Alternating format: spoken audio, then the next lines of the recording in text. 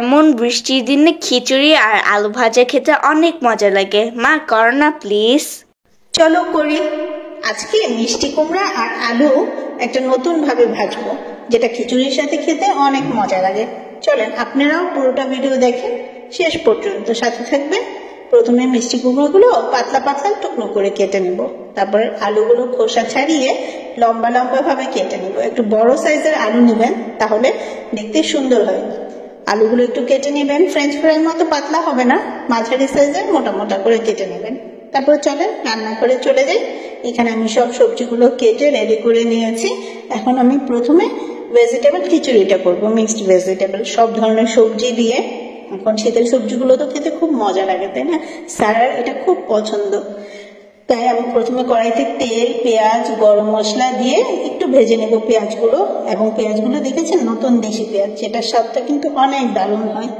সাথে দিয়ে দিলাম কিছু শুকনো মরিচ। এভাবে খিচুড়িটা করে দেখবেন, অনেক মজা হয়। তেল, পেঁয়াজ, মশলা ভেজে তার মধ্যে দিয়ে দিব আদা রসুন বাটা, দিয়ে মশলাটা একটু কিছুক্ষণ ভাজা করে নিতে হবে। মশলাটা একটু ভাজা ভাজা হয়ে গেলে এর মধ্যে দিয়ে দিব হলুদ, মরিচ, ধনে, জিরে গুঁড়ো এবং গরম মশলার গুঁড়ো, সাথে স্বাদ মতো লবণ। এটা কিছুক্ষণ তেলের মধ্যে ভালো করে কষিয়ে নেবেন। কষানো হয়ে গেলে এর মধ্যে দিয়ে দেবেন সবজিগুলো। সবজি আর ডাল একসাথে কিছুক্ষণ ভেজে নিতে হবে, যাতে ডালগুলো একটু নরম হয়ে যায়, সিদ্ধ হয়ে যায় আর কি। আর সবজিগুলো একটু ভাজা ভাজা হবে। আমি ফুলকপিটা একটু পরে দিয়েছি, কারণ ফুলকপিটা একটু গলে যায়, তো ওটা একটু পরে দিলেই ভালো হয়। এখন এই সবজিগুলো আর ডালগুলো কিছুক্ষণ খুব ভাজা ভাজা করে নিতে হবে, ভালো করে একটু নেড়ে চেড়ে মশলার সাথে মিলিয়ে একটু কিছুক্ষণ ভেজে নেব। ভাজা হয়ে গেলে একটু সামান্য ঢাকনা দিয়েও কিছুক্ষণ আমি ভেজেছি, যাতে মশলাগুলো ভালোভাবে কষে যায় এবং সাথে ডাল, সবজি সবকিছু মিলে যাতে ভালোভাবে কষানো হয়ে যায়। কষানো হয়ে গেলে এর মধ্যে দিয়ে দিব ফুলকপিগুলো দিয়ে কিছুক্ষণ একটু ভাজা ভাজা করে নিব। একদম দেখেন সবজিগুলো সব ভাজা ভাজা হয়ে গেছে এবং ডালটাও হালকা হালকা গলে গেছে। হালকা, বেশি গলবে না, হালকা গলে যাবে। এর মধ্যে দিয়ে দিতে হবে চাল। পোলাও চালটা ধুয়ে আমি কিছুটা পানি দিয়ে কিছুক্ষণ ভিজিয়ে রেখেছি, 15 মিনিট। তাহলে খিচুড়িটা সুন্দর ঝরঝরে হয়।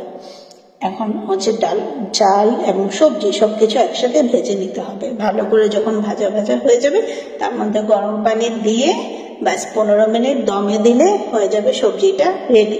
সবজি খিচুড়িটা রেডি। এর মধ্যে দিয়ে দেবো উপর দিকে ধনে পাতা। তারপরে একটু এখানে চিকেন কষা করলাম, দেশি মুরগি আলু দিয়ে একটু কষা কষা ঝোল। এটাও স্যার খুব লাইক করে। এখন চলুন সেই স্পেশাল আলু ভাজা আপনাদেরকে দেখাই। একটু পানি ফুটিয়ে নেবেন, তার মধ্যে লবণ দিয়ে আলুগুলো 3-4 মিনিট একটু জাস্ট গরম পানিতে সিদ্ধ করে নেবেন। একদম পুরো সিদ্ধও হবে না, আবার কাঁচাও থাকবে না। তারপর আলুগুলো ছেঁকে নেবেন। ছেঁকে নেওয়ার পরে এখন এটা ভাজার জন্য কিছুটা চালের গুঁড়ো নিয়ে নেবেন, তার সাথে লবণ, হলুদ, মরিচের গুঁড়ো আর সামান্য গরম মশলার গুঁড়ো দিয়ে এটা সুন্দর করে ভালো করে একটু পানি দিয়ে গলিয়ে নেবেন। একদম মসৃণ একটা বেটার হবে। এখন ওটার মধ্যে ডুবিয়ে আগে আমি মিষ্টি কুমড়াগুলো ভেজে নেব। এটা অল্প তেলে এবং মিডিয়াম লো ফ্লেমে ভাজতে হবে। একটু সময় দিয়ে ভাজতে হবে আস্তে আস্তে, তা না হলে ভিতরে কাঁচা থেকে যাবে আর উপর থেকে পুড়ে যাবে। একদিক হয়ে গেলে আরেকদিক সুন্দর করে উল্টে দিয়ে ভেজে নেবেন। আর পাশে আমি আলুগুলো মশলাতে মাখিয়ে রেখেছি, ঠিক আছে। এখন মিষ্টি কুমড়োগুলো একটু এপিট ওপিট উল্টে একটু সময় নিয়ে একটু লাল লাল করে মচমচে করে ভেজে নিতে হবে। এখন মিষ্টি কুমড়োগুলো হয়ে গেছে। এখন এরপর আমি এই প্যানে দিয়ে দেব সামান্য তেল দিয়ে সবগুলো আলু বেটারে মাখিয়ে প্যানে দিয়ে দিবেন।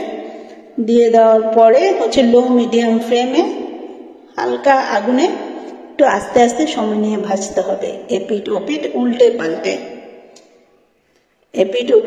দেখবেন যখন লাল হয়ে যাবে, লাল লাল হয়ে গেলে এগুলো তখন নিয়ে নিতে হবে, ব্যাস রেডি খাওয়ার জন্য। আর সাথে করেছিলাম দেশি ধনে পাতা আর নতুন পেঁয়াজের সালাদ। এটা আমাদের বাসায় খুব ফেভারিট সবার, সাদা ভাতের সাথে, খিচুড়ির সাথে, সব কিছুর সাথে। চলেন এখন টেস্টের পালা। তো দেখে তো স্যালাড আর ওয়েট সহ্যই হচ্ছে না। দেখেন এটা হবে বাইরে থেকে মুচমুচে এবং ভিতরে নরম। মিষ্টি কুমড়াটাও দেখাই আপনাদেরকে। জাস্ট একটা কামড় দিলে উফ, দেখেন বাইরে থেকে ক্রিস্পি আর ভিতরে নরম। আর ফুলকপি খিচুড়ি সাথে ধনেপাতার ভর্তা। তাড়াতাড়ি দাও আম্মু, টাটা বাই বাই।